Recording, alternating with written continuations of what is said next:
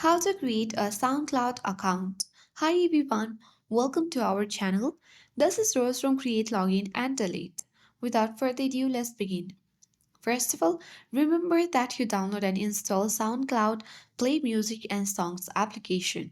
Now tap Open button to launch SoundCloud app. Now tap Create an account. If you already have an account, you can easily choose I already have an account and log in.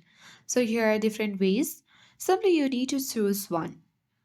You can continue with Facebook, Google or Apple ID or even with email address. So let's choose email address for now. Then you simply need to enter your password and you will reach on the section where you have to enter your display name, age and gender and select the continue button.